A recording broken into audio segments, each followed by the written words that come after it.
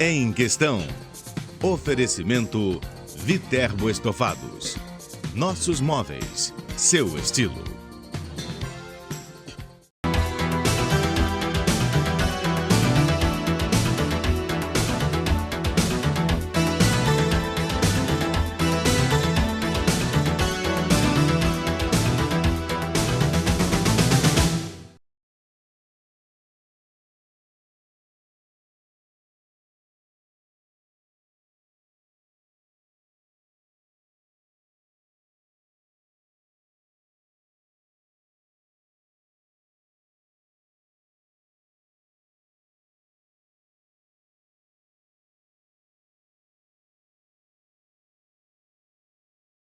Os desafios da psiquiatria são o nosso tema em questão hoje. Nossos convidados são o psiquiatra Eduardo Birman, professor da Faculdade de Medicina de Petrópolis, e a vice-presidente da Associação Psiquiátrica do Estado do Rio de Janeiro, doutora Fátima Vasconcelos, que também é diretora médica da Santa Casa de Misericórdia do Rio de Janeiro. Bem-vindos. Obrigado. Vamos começar falando como foi a evolução da assistência à doença mental? Pois é.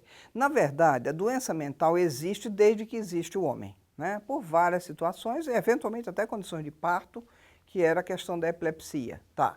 Na verdade, o que acontecia durante muito tempo? Por exemplo, a doença mental teve vários momentos. No Egito Antigo, as pessoas que tinham epilepsia ou algum tipo de doença mental, eles eram endeusados, eles eram considerados especiais, seres especiais, porque, na verdade, a epilepsia acontecia muito na família real, tá? E muitos curandeiros, hoje, quando a gente estuda e vê esses curandeiros, a gente claramente reconhece algum tipo de doença mental. Então, houve momentos em que a doença mental foi reconhecida, aplaudida e as pessoas eram muito bem tratadas, mas ao mesmo tempo, quer dizer, por desconhecimento, por ignorância das pessoas, veja, não estou falando que seja por maldade, por ignorância, desconhecimento, houve um tempo em que o tratamento das doenças mentais, por exemplo, da doença mental, esquizofrenia e da enxaqueca, era, por exemplo, uma trepanação. Trepanação significa o seguinte: pegar um bisel, um martelo e abrir o cérebro da pessoa a seco para retirar ou a pedra da loucura ou para dar espaço ao cérebro e resolver a questão da epilepsia. Havia também uma associação com religião, com outros tipos de ideologia, né? Sim, com certeza. Um outro momento muito ruim da história da psiquiatria foi o seguinte, mas não só da psiquiatria, da humanidade, medicina. Da medicina em geral e da humanidade.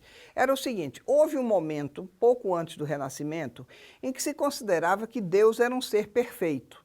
Então, tudo que não era perfeito, tudo que não era bonito, não era bom, era imperfeito, era do demônio.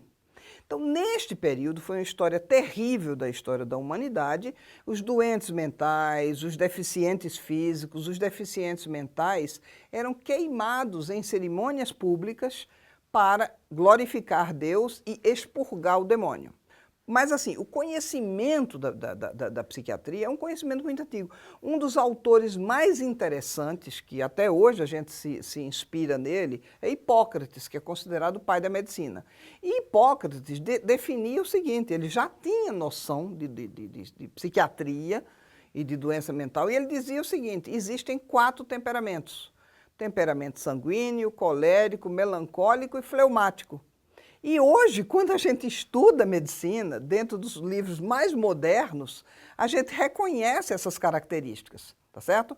Então, por exemplo, esse melancólico é o que dá origem às pessoas deprimidas. Esse colérico são as pessoas impulsivas, irritáveis e explosivas. Não só no Brasil, mas no mundo inteiro. O que se fazia? Num primeiro momento, quando as pessoas estavam doentes e as famílias reconheciam, elas levavam para o hospital. Tanto que parte da história da psiquiatria no Brasil começa com a Santa Casa da Misericórdia do Rio de Janeiro, para onde eram levados os doentes mentais pelas suas famílias. E o que aconteceu? Esses doentes eram colocados nos porões, porque, convenhamos, eles não conseguiam ficar na cama, quebravam a cama, se agitavam. Então, eles eram colocados nos porões. E aí, um belo dia, Dom Pedro II resolve visitar a Santa Casa. Não resolveu, o médico dele levou ele para visitar a Santa Casa. E aí ele vê os doentes mentais nos porões. Ele olha e tem uma frase que ele tinha nessa época entre 12 a 14 anos, então ele tem uma frase que era os meus cavalos estão melhor abrigados. E isso foi evoluindo. 2 anos depois, ele assinou um decreto, em 1841, para a criação do Hospício de Pedro II, que na época de sua construção, entre 1841 a 1856, 57, ele foi considerado o mais belo prédio da América Latina. E Dom Pedro II era um cara tão avançado, tinha também um provedor da Santa Casa que era ministro do Império, chamado Clemente Pereira, que ele construiu esse hospital com recursos de loterias.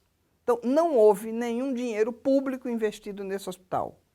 E esse hospital, para quem não sabe localizar, esse Hospício Nacional do Pedro II, o Hospício de Pedro II, depois o Hospício Nacional dos Alienados, quando veio a República, é um prédio que tem no Rio de Janeiro. Na frente dele tem o Yacht Clube do Rio de Janeiro e vai até a área do Canecão. Então, tudo aquilo ali eram vários hospitais, onde a primeira medida que foi tomada foram medidas maravilhosas de cuidar dos pacientes com o maior carinho, o maior cuidado. Óbvio que isso sai caro. Então, esse hospital teve um apogeu, teve uma caída, até que em 1903, quando assume Rodrigues Alves a presidência, ele chama Oswaldo Cruz para ser o diretor de saúde pública. E o outro que ele chama é Juliano Moreira, um afrodescendente, formado em medicina na Bahia, que tinha ficado 3 anos na Alemanha. E ele revoluciona o atendimento. Ele revoluciona como? Ele cria o que hoje seria colocar PET scan, tomografia nos hospitais, porque ele coloca o seguinte, ele cria laboratórios de bacteriologia, porque naquela época o perfil do doente internado no hospital psiquiátrico eram os alcoolistas, os esquizofrênicos, mas muito as pessoas com sífilis terciária. Então ele precisava separar, e tinha um pavilhão para os alcoolistas, tinha um pavilhão para os sifilíticos e tinha um outro pavilhão para tratar esses outros pacientes, né? E nessa época também, esse Juliano Moreira, esse afrodescendente que assumiu de 1903 a 1933, ele foi genial e ele criou assistência familiar, ele criou residências terapêuticas fora do hospital e foi ele o pai da psiquiatria brasileira. Foi ele que criou o Hospital para Mulheres, que é hoje o Hospital Pedro II, que se chama hoje Instituto Niso da Silveira. Ele criou o manicômio Heitor Carrilho para separar os doentes mentais dos doentes mentais que tinham cometido algum crime em virtude da doença. E aconteceu o seguinte, em 1952, aconteceu uma revolução na psiquiatria. Surgiu o primeiro medicamento eficaz contra os sintomas de agressividade, contra os delírios, que foi uma medicação que eu posso citar o nome porque já venceu a patente há milênios, chamado clorpromazina. Porque até então, entendam bem, não existia nenhum tratamento eficaz para a doença mental. E, por exemplo, uma das coisas que a gente sabe que adoece uma pessoa é não dormir. Tá? Então, o que a gente fez com esse remédio? Quando esse remédio surgiu, a gente passou a ter um medicamento que fazia com que o paciente pudesse dormir, pudesse ficar menos agressivo, tá certo? Então, no momento seguinte, surgiu um outro medicamento também excelente, chamado haloperidol. Não tem nenhum problema, esse é o nome oficial dele, não é nome comercial. Esses 2 medicamentos permitiram o quê? Que o doente mental pudesse se acalmar e então a gente poderia ter uma abordagem, ter uma conversa, tá certo? Porque a outra grande coisa genial do Pinel, quando eu comecei a falar lá para trás, né, foi o seguinte, o Pinel dizia que o doente mental era uma pessoa e que deveria ser tratado com dignidade, com respeito e que ninguém é 100% louco, tá certo? Ninguém está 100% doente. Você vai ter que procurar uma forma de se entender com o outro. Eu acho fundamental colocar aqui até uma coisa que está acontecendo agora e que é um problema. Nós sabemos, o professor Eduardo vai dizer a mesma coisa que eu estou dizendo, que é o seguinte, é impossível tirar um paciente esquizofrênico de uma crise só com conversa. E eu faço psicoterapia, e o professor Eduardo também faz psicoterapia. Então, nós dois conversamos com os pacientes e damos medicamentos. E explicamos, inclusive, os efeitos colaterais. Mas nós explicamos, olha, sem o remédio e sem dormir, você vai ficar cada vez pior. A gente entrou aí pela evolução do tratamento de uma forma geral, né? Para a gente chegar até os dias de hoje em que a gente sabe que, na verdade, a doença mental é um desequilíbrio químico, é uma doença crônica como outra qualquer, né? Entre outras coisas, com certeza que o desequilíbrio dos neurotransmissores é uma etiologia. As doenças psiquiátricas, na verdade, têm uma etiologia multifatorial. Elas não têm uma etiologia única, você não encontra, a exceção, obviamente, de doenças psiquiátricas que são secundárias, por exemplo, como uma infecção pela sífilis. Aí você vai ter a neurosífilis, é uma outra história. Mas as doenças psiquiátricas, efetivamente, elas não têm uma etiologia única.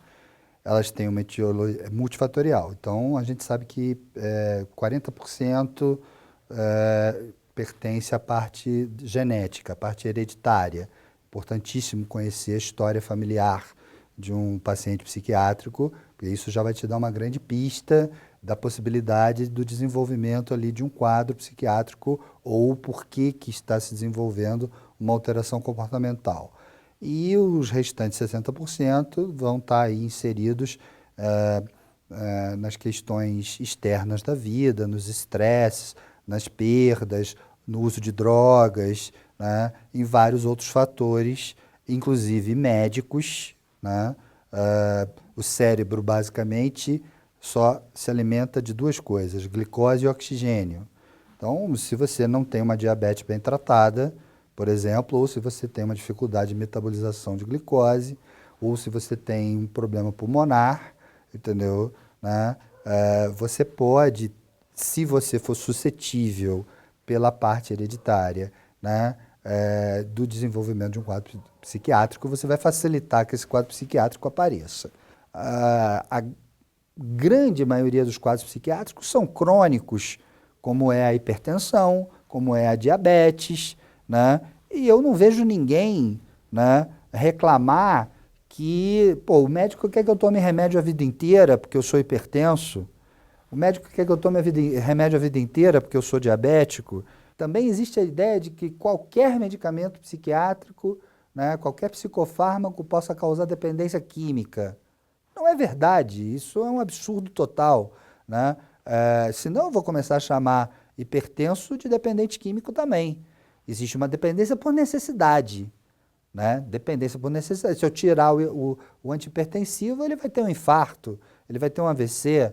Então a psiquiatria não é diferente do restante da medicina. Nós hoje sabemos, através dos estudos da neurociências, entendeu, exatamente onde estão localizadas as disfunções cerebrais de praticamente todos os quadros psiquiátricos. Nós temos aí grandes exemplos, inclusive, que viraram artistas famosos, Bispo do Rosário, por exemplo. Antonin né? Artaud, na França. Antonin Artaud, na França, um grande dramaturgo, um grande encenador, né? Ficou internado em Bicêtre anos da vida dele. Hoje em dia, com as medicações mais atuais, os psicofármacos mais atuais, as técnicas psicoterápicas mais rápidas do que, né, algumas outras, né, exatamente, né, técnicas mais focais, mais comportamentais, né, elas são mais ágeis para trazer o paciente de volta, né, ao seu meio, ao seu convívio, né, porém, o paciente psiquiátrico, em sua grande maioria, é um paciente crônico, é um paciente que precisa ser acompanhado. Eu queria pegar um gancho no Eduardo, no que ele está falando do tratamento, e uma coisa que nós psiquiatras temos muito claro, é que nós psiquiatras sozinhos não podemos ajudar a maior parte dos nossos pacientes. Quando ele fala que existem evidências de melhorias do paciente, de melhoras efetivas, por exemplo, com o uso de medicamentos, nós também temos evidências científicas da mostra, uma demonstração da melhora do paciente com psicoterapia. Sim. Mais ainda, hoje o que a gente discute e o que nós zelamos e o que nós propagamos é por um tratamento integrado. Mas nós trabalhamos hoje dentro de um modelo que é o melhor modelo de atendimento, que é um modelo que inclui o uso de medicamentos, o uso de psicoeducação. O que é psicoeducação? É explicar o que é a doença. Por exemplo, se eu tenho um paciente bipolar, é fundamental que eu diga para o meu paciente bipolar que ele não pode beber, que ele não pode fumar maconha, que ele tem que dormir bem, entendeu? Ele pode até se permitir um dia na semana ir para uma farra à noite, mas ele não pode fazer isso 3 noites por semana, porque a falta do sono, a quebra do ritmo ciclo-vigília, vai fazer com que ele entre em nova crise. Pegando esse gancho agora, já que ela pegou o meu gancho anterior, então nós vamos ter níveis diferentes hoje em dia do atendimento em saúde mental. Aí a gente passa a falar em saúde mental, né? Então, dentro dos postos de saúde da família, tá? Você sabendo que a mãe teve uma depressão, o pai é alcoólatra, uma tia se suicidou, aquela pessoa ainda não tem nada, mas essa é uma pessoa que deve estar mais monitorada pelo PSF do que quem não tem uma história dessa. No atendimento em nível já secundário, essa pessoa já começou a apresentar alguma alteração. Talvez ainda não seja necessário a entrada de uma medicação, mas talvez já seja necessário o início de uma psicoterapia, para começar a se trabalhar, né? Quais são as dificuldades que essa pessoa tem. E aí você já começa, porque é muito interessante pensar na inserção social depois que você já tem um paciente crônico, né? O paciente já tem 12 anos, 15 anos de doença, entendeu? São, às vezes, pacientes que, por causa do modelo anterior, estão internados há 10 anos dentro de um hospital psiquiátrico, entendeu? E aí você quer inserir ele socialmente de qualquer maneira, entendeu? Dentro da comunidade. Como que você faz isso? Então, na verdade, o trabalho tem que começar, aí seria no nível secundário, através da psicoterapia, né, mais aplicada, já, assim, essa pessoa tem mais talento para isso, essa pessoa tem mais qualidades para isso. Então, você já vai começando a direcionar. Isso é um trabalho, inclusive nós que trabalhamos dentro da faculdade, né, temos que passar isso para os alunos, temos que informar esse tipo de coisa. O atendimento terciário já é quando você tem a doença instalada, né? E aí você, necessariamente, doença instalada tem que ser tratada com medicamento, tá? Aqueles que são contra, aqueles que falam, estão falando besteira, tá? Então, consequentemente, tem que ser tratado com medicamento e, como a doutora Fátima falou, o tratamento psiquiátrico, por envolver mudanças comportamentais, mudanças nas relações sociais, ele precisa ter um atendimento multiprofissional. Eu costumo dizer o seguinte, que da classe média para cima, quem tem plano de saúde, quem tem dinheiro para pagar um consultório particular, quem tem dinheiro para pagar uma psicoterapia particular, quem tem dinheiro para pagar o plano de saúde, quem tem dinheiro para pagar a terapia ocupacional, quem tem dinheiro para pagar um treinamento especial em cima de algum talento que aquela pessoa tenha, essa pessoa nunca vai ser internada, entendeu? Pode ser que seja por 2, 3 dias, mas não vai passar disso, entendeu? Agora, o grande problema nosso, né, que motiva, eu acho, muito a nossa discussão da reforma e quem está abaixo da classe média? Como é que está sendo atendido? Onde é que eles estão? Estão na rua, estão nas cadeias, como a doutora Fátima falou, estão comendo lixo, entendeu? Estão sendo presos, né? Só têm acesso às medicações mais antigas, porque são mais baratas, tá? Porque o município não vai comprar medicamento caro, né? Esse tipo de coisa. Então, eu acho que a gente tem que olhar para a questão da saúde pública, tá? E fazer alguma coisa, porque quem não tem condições de chegar no meu consultório ou no consultório da doutora Fátima Vasconcelos. No próximo bloco, a gente continua falando sobre os desafios da psiquiatria. O Em Questão volta em instantes. Até já.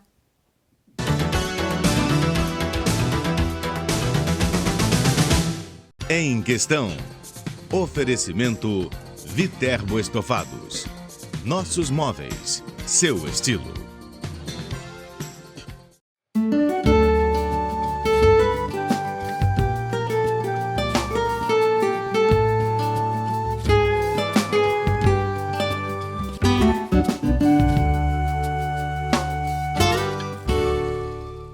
Em Questão. Oferecimento Viterbo Estofados. Nossos móveis, seu estilo.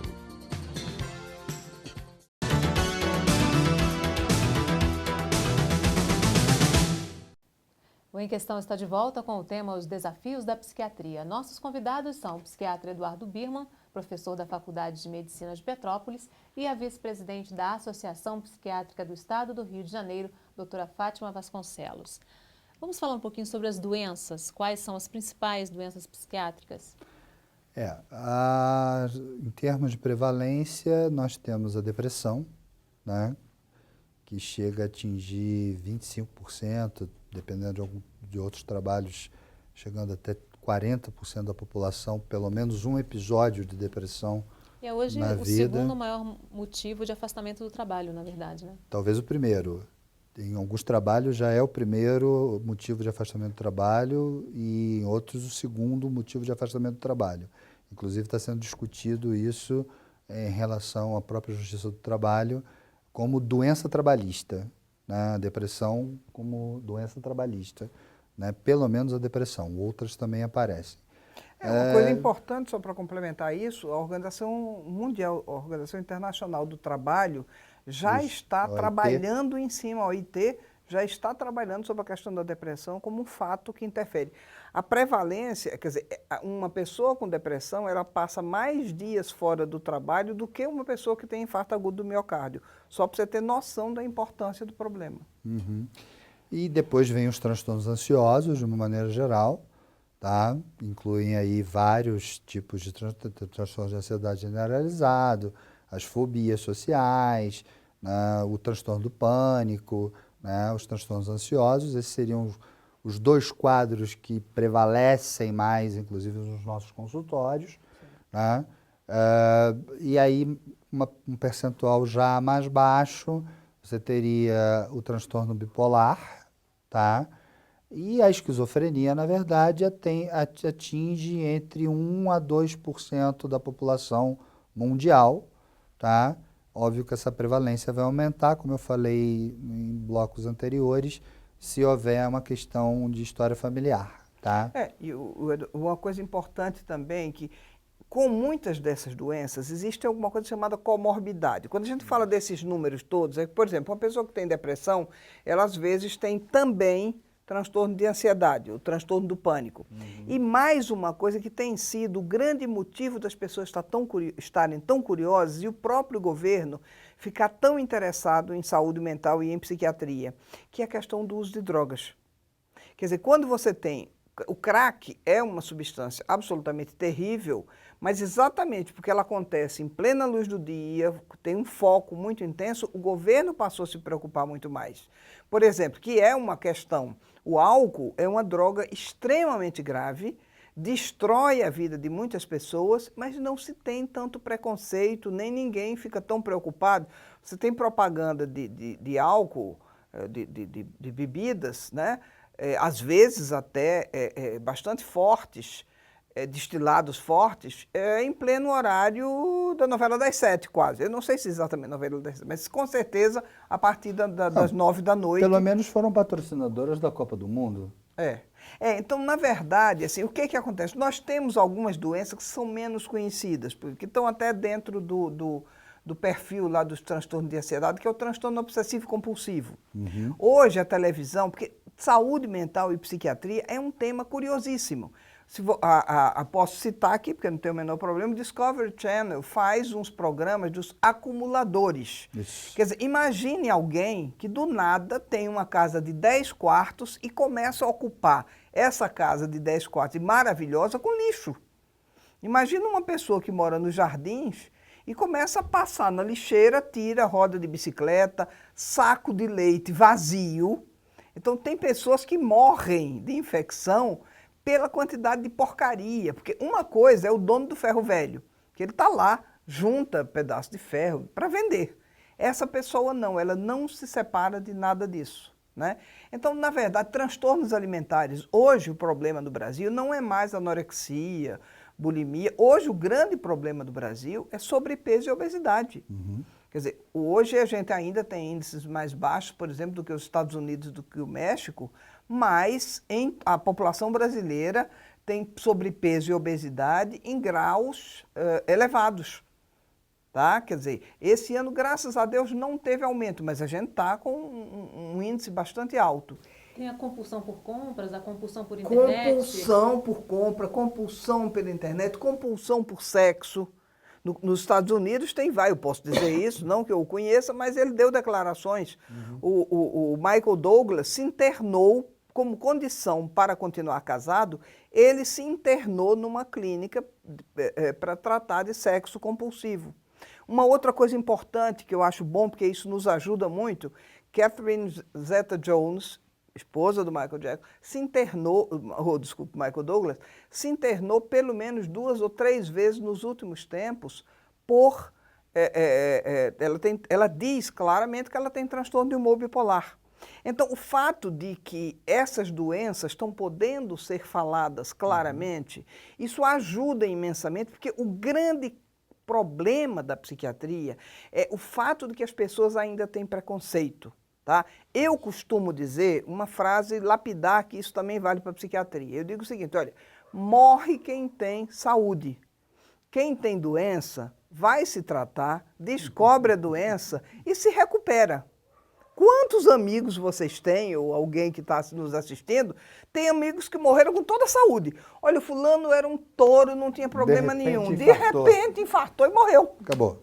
Entendeu? Então, na verdade, a outra questão, e aí é uma coisa mais até relacionada para os homens, porque as mulheres procuram mais ajuda, programa de saúde da família, procuram outras coisas. Mas os homens não, os homens acham que têm saúde, se orgulham disso e não procuram médicos.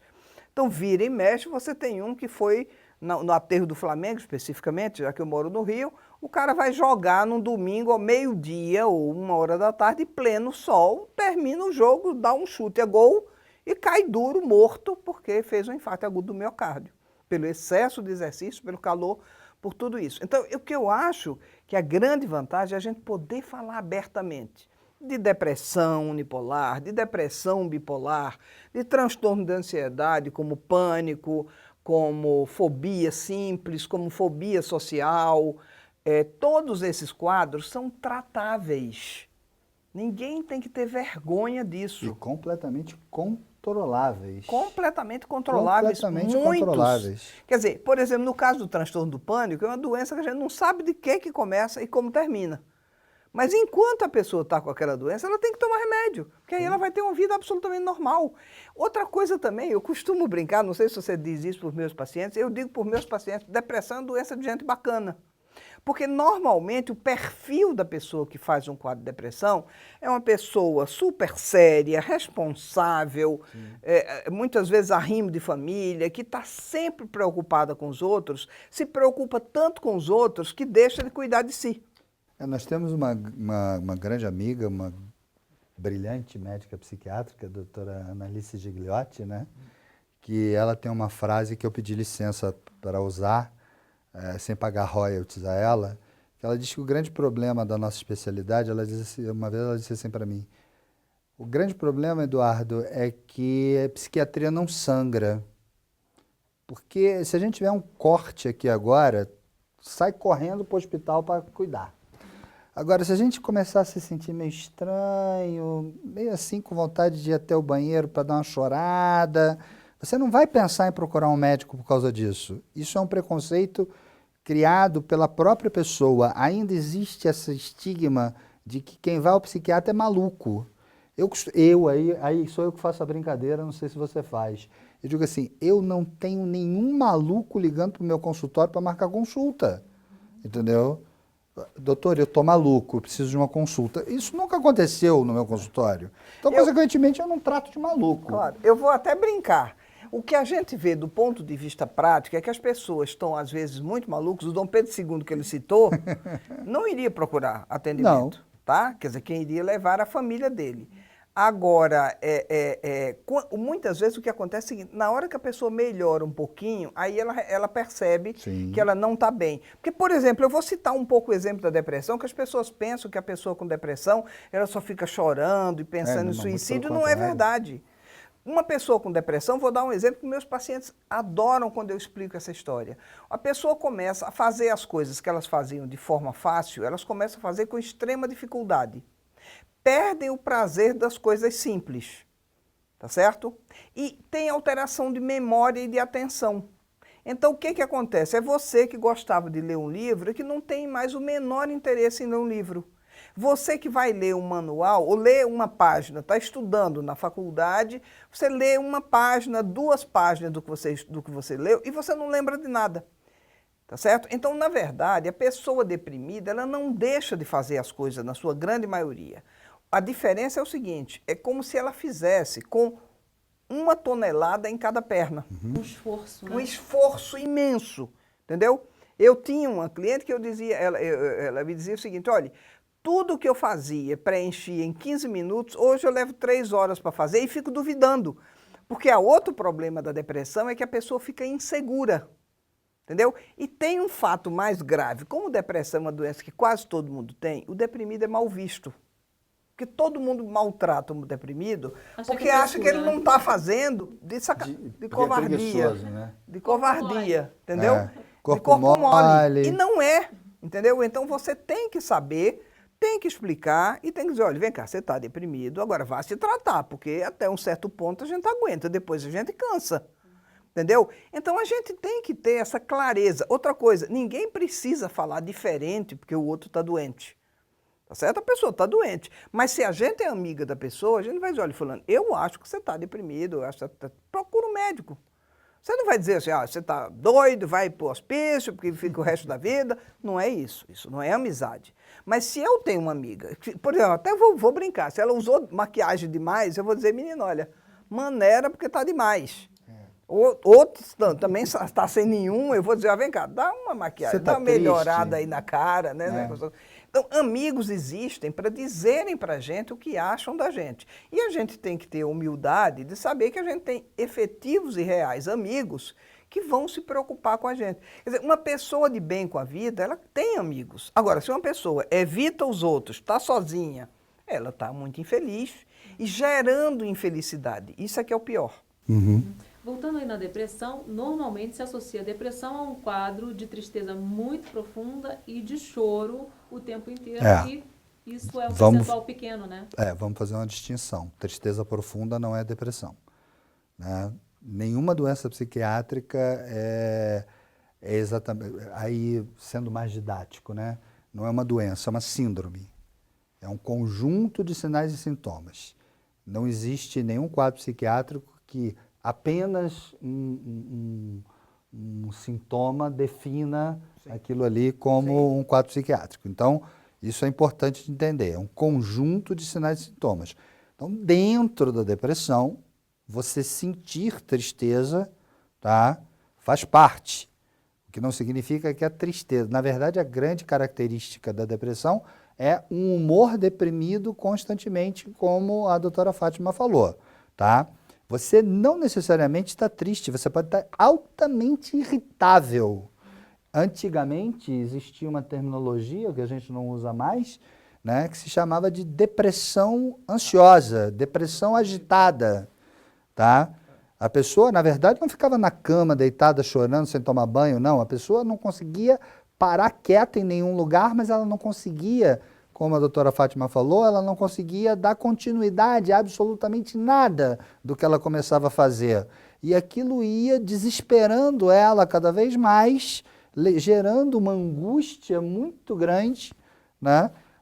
Me lembro de uma entrevista do grande professor Valentim Gentil, né, que, como eu gosto muito de filosofia, ele citou Kierkegaard, quando usou pela primeira vez o termo Angst, né, e queria dizer Angst, que depois virou angústia na tradução, né, Angst não era só um sentimento, vinha junto com uma sensação física de opressão do peito. Então, a depressão, para a gente falar talvez do quadro mais prevalente, né? A gente aqui falou da OIT, o quadro que mais impede para o trabalho, então vamos falar da depressão para poder ficar mais claro para o público leigo, né?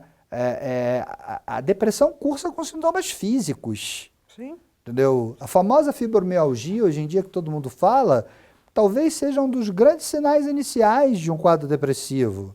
Entendeu? Então, dor nas costas, enxaqueca. Toda hora tem alguma coisa me incomodando, toda hora a comida não bate bem, eu já fui a gastro, mas não tenho nada, entendeu? Essa falta de prazer na vida que faz com que você se sinta desconfortável em todos os ambientes que você está, e aí você começa a se isolar. Então, ela tem uma evolução e ela pode estar começando a aparecer, tá? Quando você está com dor nas costas. E aí você vai no ortopedista, no reumato, ninguém descobre nada, você não tem nada, e aquela dor nas costas faz com que você ligue para o trabalho e diga, hoje não vai dar para ir, e aí você fica em casa, mas piora, porque ficar em casa piora a gente. E volto a dizer, não necessariamente deitado na cama, aí você senta para tentar ver televisão, fica 10 minutos, não consegue, levanta, pega um livro, lê 2 páginas, não consegue, levanta. Então, é algo que tem uma complexidade que, às vezes, é difícil da pessoa perceber que ela está iniciando o processo depressivo. Né? A gente fala. Não, eu queria fazer uma entrada pelo seguinte, eu acho fundamental, nós psiquiatras tratamos de depressão e tratamos de doenças, mas acho importante o seguinte, existe uma coisa chamada luto, que é uma tristeza, é um sentimento de tristeza, de desânimo, de querer morrer, pela perda de um ente querido. Vou dar um exemplo de uma situação que aconteceu aqui e que o Eduardo foi fundamental, foi quando houve essa enchente aqui em 2011, em 2011, e que o Eduardo coordenou todo o trabalho da Associação Psiquiátrica e da Associação Brasileira de Psiquiatria para ajudar pessoas.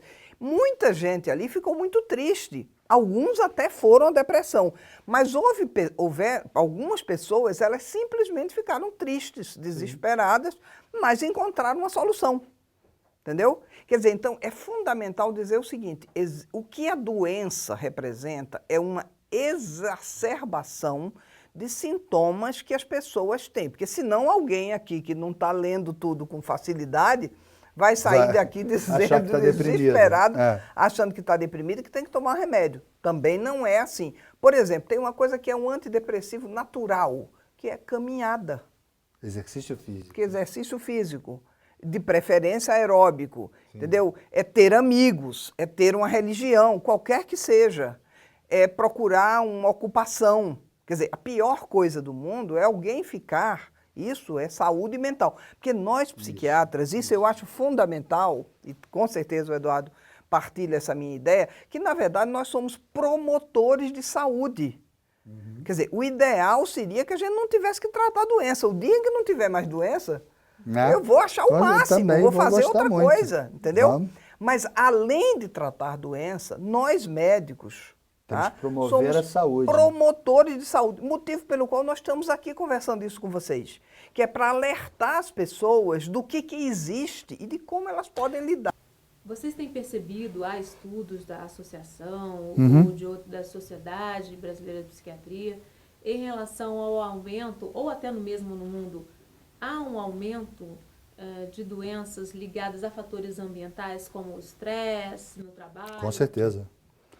Com certeza. Falou. Quer dizer, na verdade, o que a gente percebe é o seguinte, o aumento da depressão está ligado a isso. Está ligando a você tinha laços familiares, você tinha trabalho, você tinha lazer e hoje, na verdade, assim, uma série de coisas. Um certo grau, eu não vou dizer de dissolução, porque dissolução é um termo muito pesado, mas na verdade é o seguinte, hoje as famílias estão sob muito estresse, sob muita pressão, os laços familiares são menos intensos, então assim, o limite é construtivo. Então uma coisa que a gente tem percebido é aumento do uso de drogas, isso tem a ver com essa educação mais permissiva, com essa falta de autoridade. Tá certo? Então, por exemplo, duas coisas estão realmente, de fato, aumentando muito. Um, transtorno de uso de substâncias. Tá? Dependência química. Tá? A outra coisa, depressão. Tá?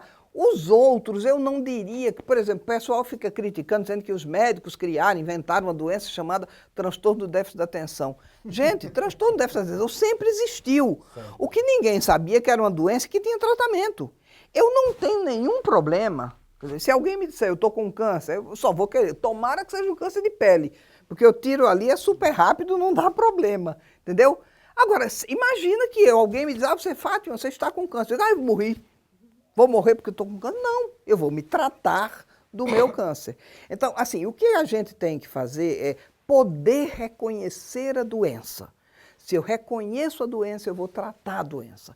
E vou tratar não só com medicamentos. Porque, por exemplo, o que eu quero explicar é que nós, psiquiatras, quando nós detectamos uma pessoa com transtorno do déficit da atenção, que é esse que está na mídia, com a maior discussão, que os médicos são os criminosos, né? Tem uma pediatra que vive dizendo que não existe TDAH. Estamos dando remédio para as crianças sem necessidade. Na verdade, o que você tem que fazer, você vai dar uma medicação, você vai fazer uma terapia cognitivo-comportamental, você vai orientar a criança como é que ela vai se comportar, entendeu? E você vai orientar essa família a como lidar com essa criança, na qual, de cara, eu já estou dizendo de graça, estou economizando uma consulta médica. Dar limite faz bem, não dar limite faz mal. Pai que é pai, não precisa ser pai amigo. O pai que se diz amigo, ou que se diz que é só amigo do filho, é um irresponsável. Vocês falaram aí do aumento do uso de drogas. Qual é a relação do uso de drogas com o desenvolvimento de transtornos, doenças? A pergunta é excelente e isso está muito em voga com essa discussão sobre a legalização da maconha. Vamos, para ser bem sintético, falar sobre isso. A grande preocupação que nós psiquiatras e médicos, eu acredito de uma maneira geral, temos é o seguinte, dizer que legalizar a maconha, tá, vai controlar melhor, tá, apenas a questão do tráfico, é esquecer que, tá, cigarro também é proibido de vender para menor de 18 anos de idade, mas eu não conheço nenhum bar que chegue um garoto de 14 anos e não compre um maço de cigarro. Tá? O álcool, o pessoal tem um pouco mais de medo, se o cara for muito baixinho, ele não vai vender. Só se for baixinho. Só se for baixinho, mas o cigarro o cara vai vender. Então o que acontece? Eu estou no período da adolescência, onde eu estou fazendo um amadurecimento do meu sistema nervoso central. Tá? Então você imagina que esse amadurecimento do sistema nervoso central, ele vai acontecer, né, cheio de THC ali nos meios dos neurônios. Eu aumento a probabilidade, tá, do desenvolvimento de um transtorno mental. Ok, nós vamos fazer mais um breve intervalo e no próximo bloco a gente continua falando sobre os desafios da psiquiatria. O Em Questão volta em instantes, até já.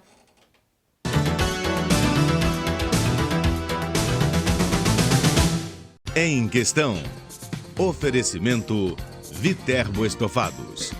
Nossos móveis, seu estilo.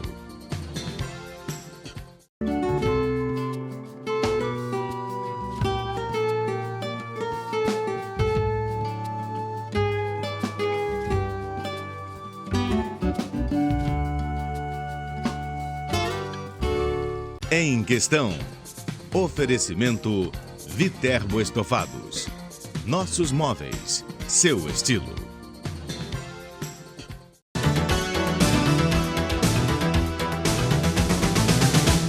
O Em Questão está de volta com o tema Os Desafios da Psiquiatria. Nossos convidados são o psiquiatra Eduardo Birman, professor da Faculdade de Medicina de Petrópolis, e a vice-presidente da Associação Psiquiátrica do Estado do Rio de Janeiro, doutora Fátima Vasconcelos. No primeiro bloco, a gente falou, assim, por alto, da reforma do modelo de assistência psiquiátrica, né? Vamos falar mais um pouquinho?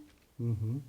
Bom, a Lei 10.216 de 2001 foi assinada pelo ainda presidente Fernando Henrique na época, né? E ela, como a gente falou no início, tirava a questão do tratamento hospitalocêntrico, ou seja, centrado único e exclusivamente no hospital. Na tá? internação do paciente? Na internação do paciente, único e exclusivamente como único recurso para se tratar e propunha, então, o tratamento comunitário através, principalmente, dos centros de atenção psicossocial, que deveriam estar distribuídos em muito maior quantidade, né? Isso seria basicamente. Também discute as questões dos tipos de internação, né?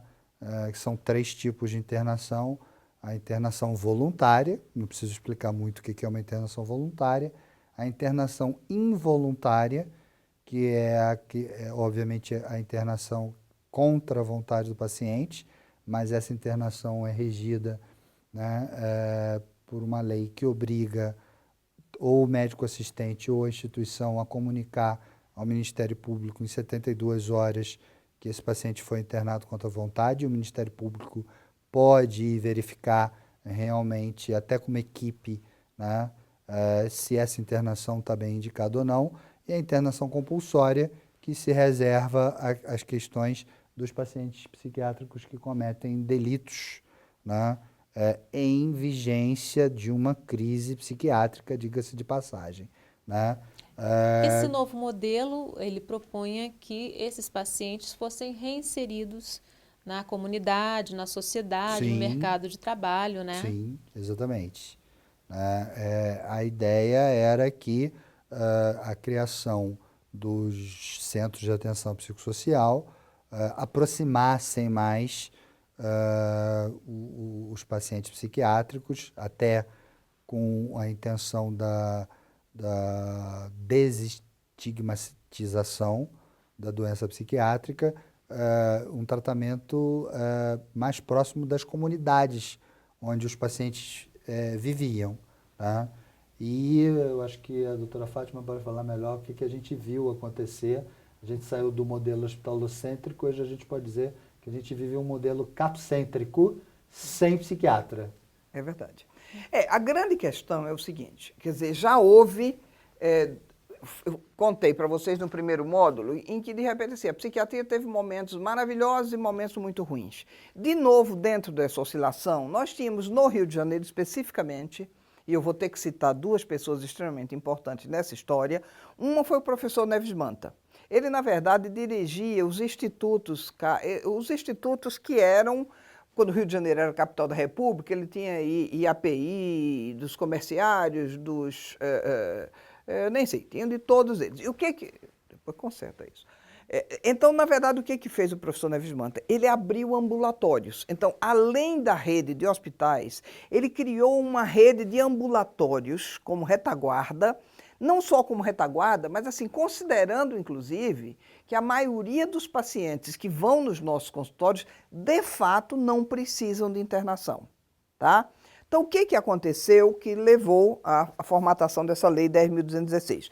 Ela se seguiu a um movimento de denúncia corretíssimo quando saiu uma reportagem do Fantástico mostrando as condições nas quais os pacientes estavam internados, tá?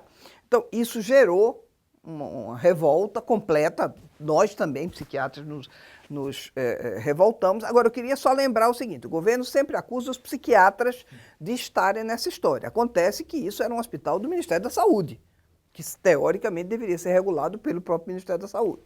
Então, mas tudo bem, aqui não vamos fazer uma coisa de quem é culpado, mas o que eu quero dizer é que nessa situação, e muitas vezes com a melhor das intenções, a gente erra. Vou dar um exemplo. Hoje, o que o modelo criou? Na verdade, assim, a lei é clara. A lei diz que deve haver uma substituição equilibrada ao longo de um certo tempo, como foi o modelo inglês. Você constrói um ambulatório, constrói uma estrutura que possa atender o paciente e aí você fecha o hospital. O que foi feito no Brasil? inverteu-se tudo. A gente fecha o hospital, depois que o hospital estiver fechado, a gente aí vai criar a situação. Isso, na verdade, não está na Lei 10.216, que ela não preconiza esse modelo de fechar tantos leitos psiquiátricos. O que a lei diz é que deve haver uma substituição e deve haver uma criação de ambulatórios que deem conta desses pacientes.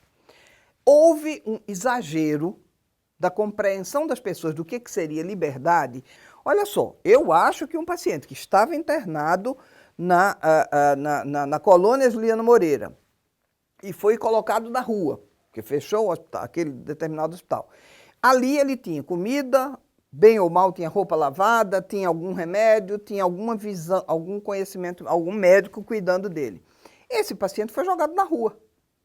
Então, eu não conheço a situação de Petrópolis, eu conheço a situação do Rio de Janeiro.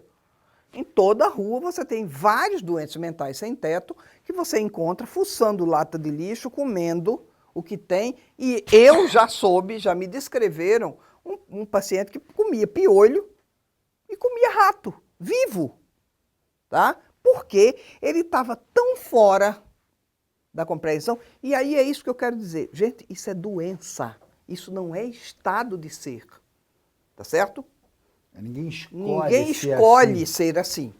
Você é levado a isso por um desequilíbrio de dopamina, tá certo? E aí você necessita da proteção do Estado e não do abandono do Estado. Neste momento, esse paciente está sendo abandonado pelo Estado no momento que ele mais precisa. Outra coisa, eu queria lembrar que esse paciente, o mais grave não é o que ele está comendo na lixeira. O problema é o seguinte, ele vai dormir na rua. Esse paciente é estuprado, homem ou mulher, pega AIDS, pega tuberculose. Então, assim, eu acho que a Constituição é clara e a nossa lei maior.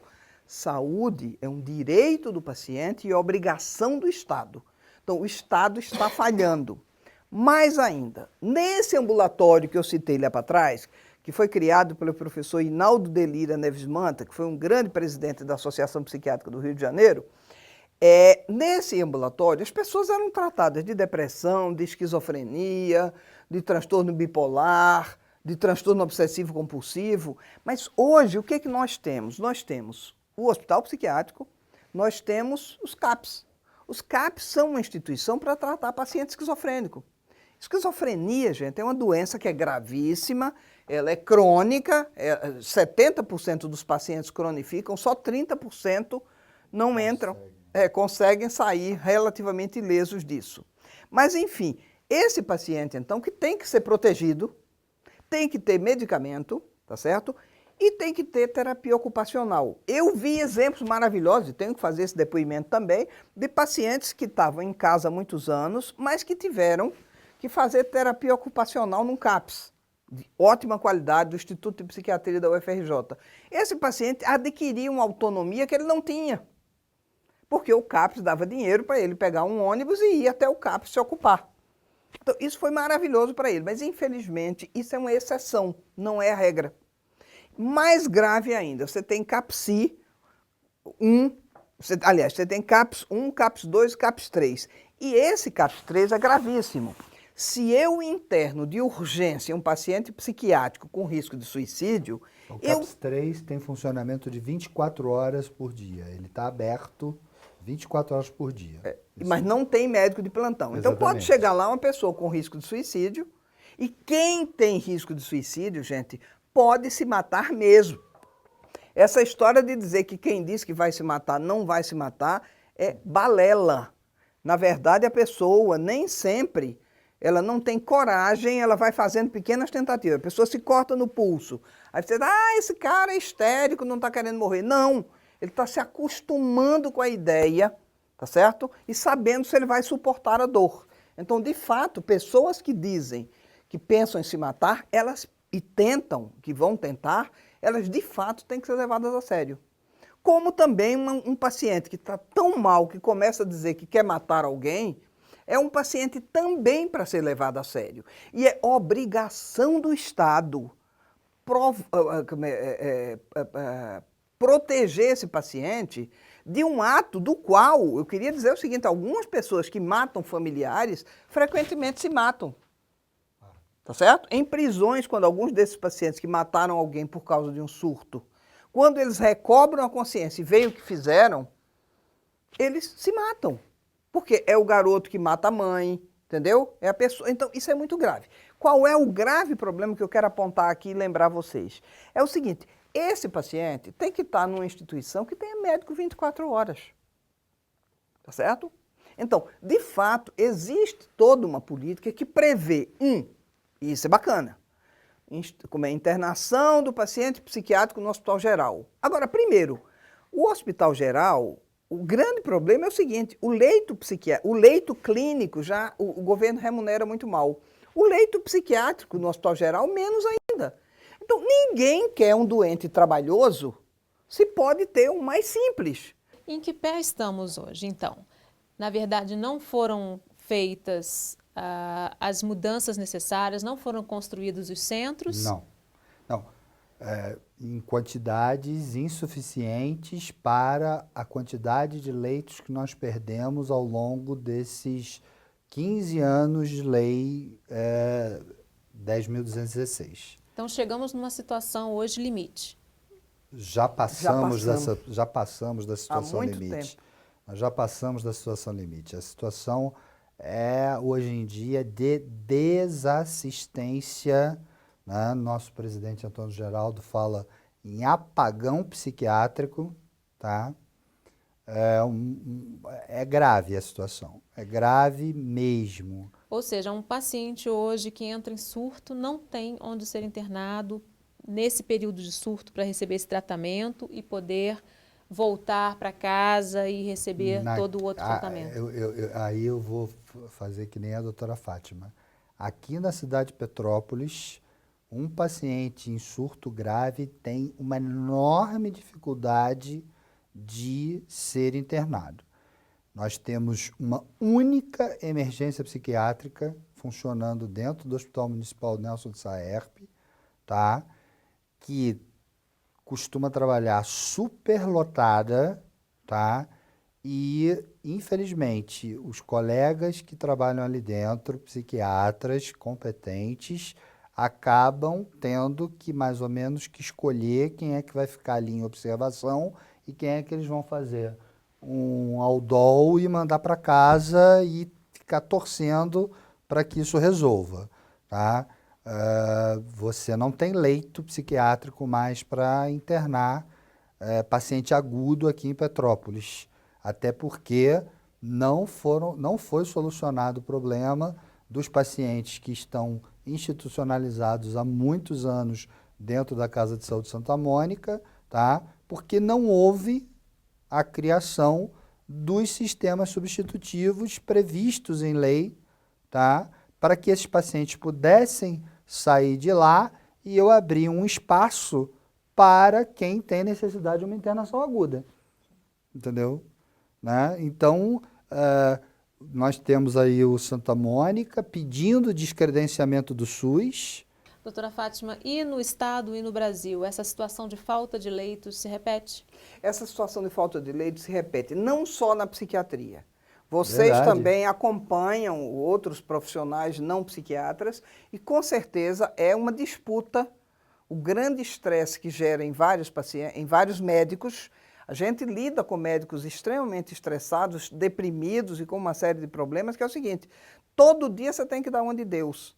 Quem é o paciente que você vai transferir para a UTI, porque só tem uma vaga e você tem 6 pacientes. Quem vai morrer? E aí, quem é o que vai viver e quem vai morrer? Mas no caso específico da psiquiatria é ainda mais grave. No caso específico da psiquiatria é mais grave. Porque o Eduardo falou dos pacientes de primeira vez, mas frequentemente a gente tem pacientes que estão muito bem, estão controlados, mas que surtam. Então, a verdade é que a gente tem que criar instituições que sejam seguras. E mais ainda, só para encerrar esse tema, quando a Lei 10.216 fechou os hospitais, ela não deu conta de um tipo de paciente.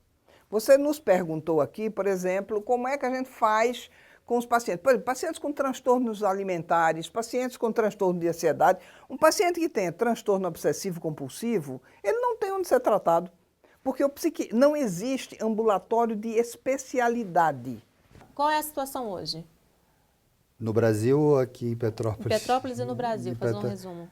Hoje em dia é uma situação, como eu falei, é um apagão psiquiátrico. Existe uma desassistência psiquiátrica grave.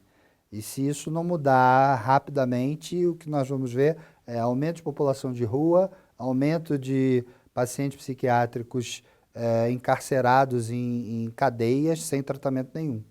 Na verdade, eu diria que leito de internação aguda, ou porque é o primeiro surto, ou porque é uma reagudização, aqui em Petrópolis você não chega a ter 10 leitos para isso. É só calcular o número da população de Petrópolis, que gira mais ou menos em torno de 330 mil habitantes, e fazer a estatística das doenças psiquiátricas, que você vai ver que 10 leitos para internar um quadro agudo não é suficiente para dar conta da cidade. Ok, infelizmente nosso tempo terminou. Eu agradeço a participação dos nossos convidados e a gente tem um encontro marcado no próximo Em Questão. Eu espero você. Até lá.